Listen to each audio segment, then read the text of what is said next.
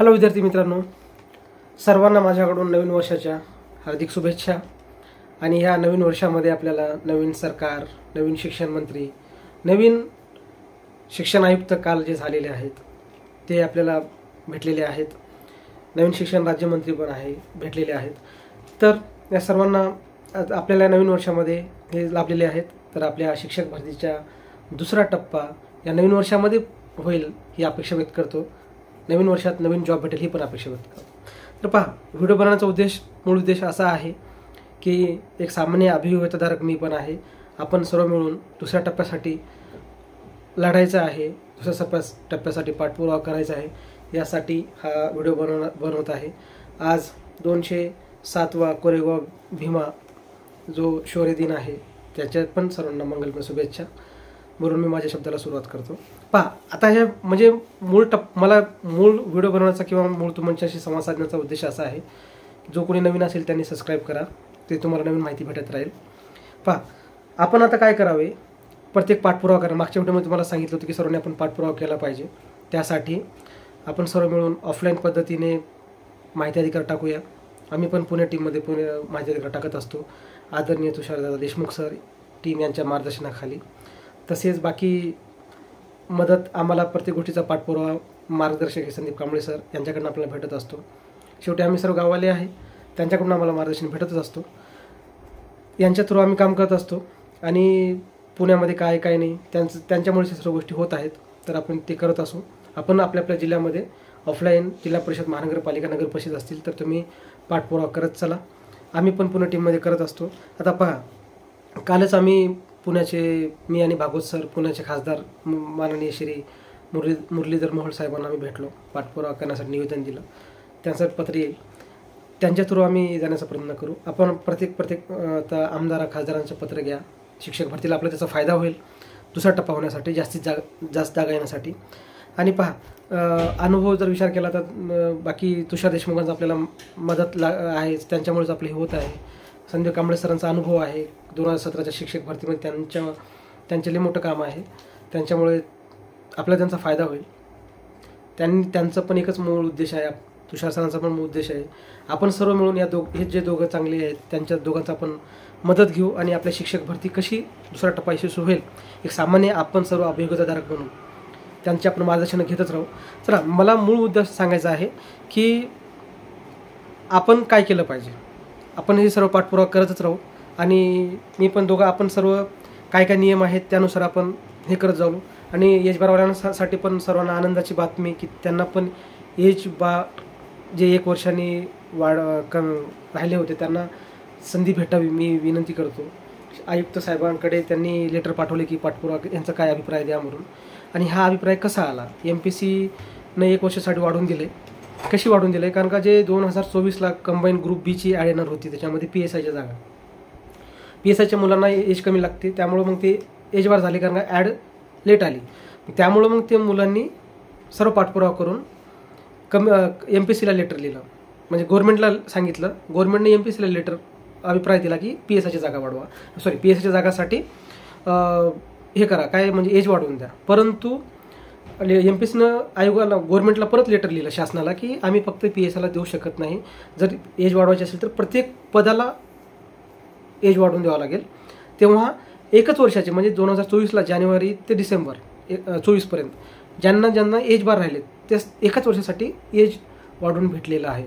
परंतु विषय age बारवाल्यांना age वाढून भेटेल याचा फायदा असा नसतो। फायदा कधी होईल, जेव्हा जागा जास्त आल्या तर। पुढच्या थर्ड टेटला त्यांना एज बारवाल्यांना चान्स भेटणार नाही। तसेच MPSCमध्ये पण दुसऱ्या मुलांना येणाऱ्या कंबाईनमध्ये एज बार वाढून भेटणार नाही आहे। त्याच अर्थी विचार केला तर की जागा कमी आल्या, आता 254 जागा आहेत फक्त PSIच्या, तर सर्व MPSCची मुलं प्रत्येक आमदार खासदारांचे लेटर गृहमंत्र्यांना पाठवत आहेत की PSIच्या जागा 1000 तरी वाढवा, म्हणजे प्रत्येक पदाच्या ग्रुप B आणि Cच्या सर्व जागा वाढवा। तुम्ही ट्विटरवर किंवा बघित असाल, त्याच्यामध्ये आपल्याला पण सेकंड फेजची जी मुलं आहेत ज्याच्यामध्ये एज बार, त्यांना सेकंड फेजचा चान्स आहे। जर सेकंड फेजमध्ये तुम्ही जर पाठपुरावा न करता जर फक्त तुटपुंज्या जागा आल्या तर तुमचं काही नाही, एज बारचा जरी तुम्हाला फायदा भेटला तर जागा कमी असल्यामुळे तुम्ही पण स्पर्धेच्या बाहेर राहाल किंवा तुम्ही जॉबपासून वंचित राहाल। त्यामुळे मी तुम्हाला कळकळीची विनंती करतो, तुम्ही पण प्रत्येक आपल्या ग्राउंड लेवलवर पाठपुरावा करा, जसं आपण सर्वजण करू। त्याच अँगलनं मला हे सांगायचं होतं. आणि ह्याच्यामुळंच आता मग ह्याच्यासाठी आपलं काय करावं लागेल, ऑफलाईन माहिती अधिकार, ऑनलाईन माहिती अधिकार, तुम्हाला जसं तसं करायचं. आमदार खासदार कुणाची लेटर घ्यायची ते घ्या. आदरणीय संदीप कांबळे सर, तुषार देशमुख सर, बाकी कोर टीम, यादव सर, सर्व ह्याच्यावर काम करत आहेत आणि आपापल्या पद्धतीनं काम करत आहेत. तुम्ही हे करा. आता कसं आहे माहिती आहे का, आणि मी विनंती करतो एजबारवाल्यांचा पण त्याचा फायदा झाला पाहिजे, बाकीचे पण मुलं आहेत त्यांचा पण फायदा होईल. आणि महत्त्वाची गोष्ट अशी आहे की एकजुटीनं राहू. मूळ मुद्दा आहे एकजुटीनं राहू. एकजुटीचा फायदा कसा असतो हे तुम्हाला सांगण्याची गरज नाही. जर एक असेल तर आपण काही करू शकतो. उदाहरणार्थ 2 वर्षा अगोदर MPSCच्या मुलांचं एक आंदोलन झालं होतं. ऑब्जेक्टिव्ह पॅटर्न परत 2 वर्षासाठी एक्सटेंड भेटलं होतं डिस्क्रिप्टिव्ह पॅटर्न आल्यामुळं. तर त्यांना विचारा एकजुटी काय असते. आता हे 4 महिन्या अगोदर जेव्हा पुण्यामध्ये आंदोलन झालं ना, तर MPSC महाराष्ट्र लोकसेवा आयोग यांना रात्री 1:15 वाजता ट्विट करून क्लॅरिफिकेशन द्यावं लागलं की आम्ही ॲग्रीच्या जागा वाढवतो, आम्ही ॲड करतोय.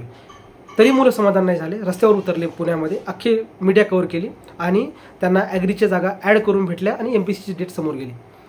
एकजुटीचा हा परिणाम असतो, पॉझिटिव्ह परिणाम असतो, निगेटिव्ह होत नसतो.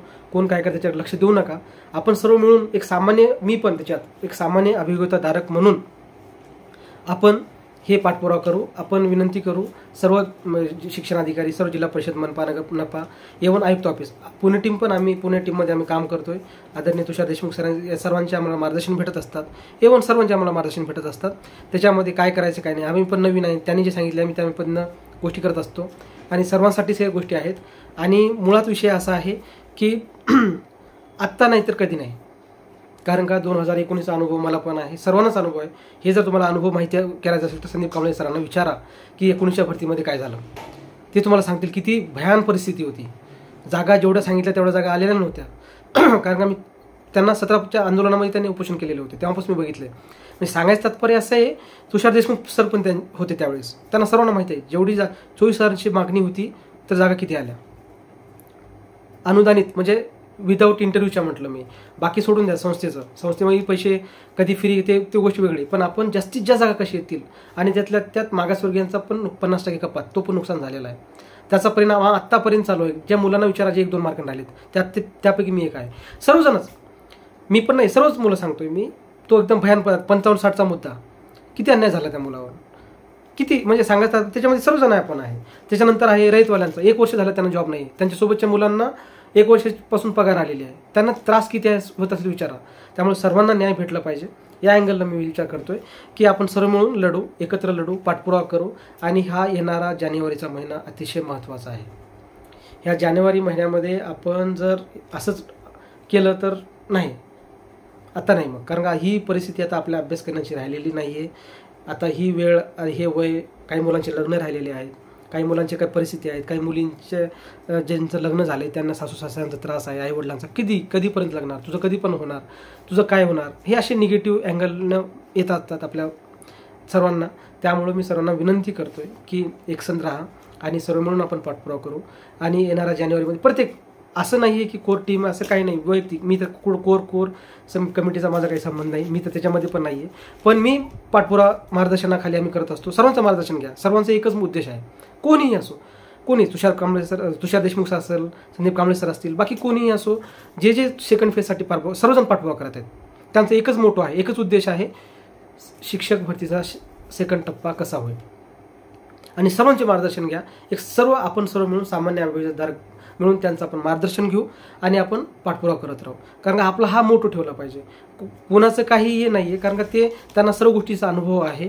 त्यांच्या अनुभवाचा आपण कसा फायदा घेता येईल, त्यांनी जे सांगितलं ते आपल्यासाठी लढत आहेत, हे आपल्या लक्षात असू द्या. तुषार देशमुख सर असो, संदीप कांबळे सर, बाकी कोर टीम पण असो, यादव सरांचा शिक्षक भरतीशी काही संबंध नाही, तरी पण ते लढत आहेत. मला सांगायचं तात्पर्य असं आहे की सर्वजण ते आपल्यासाठी लढत आहे. आपलं पण एक उद्देश असला पाहिजे, आपलं एक म्हणजे कर्तव्य असलं पाहिजे की आपण त्यांना साथ देऊ आणि सर्व मिळून आपण लढू.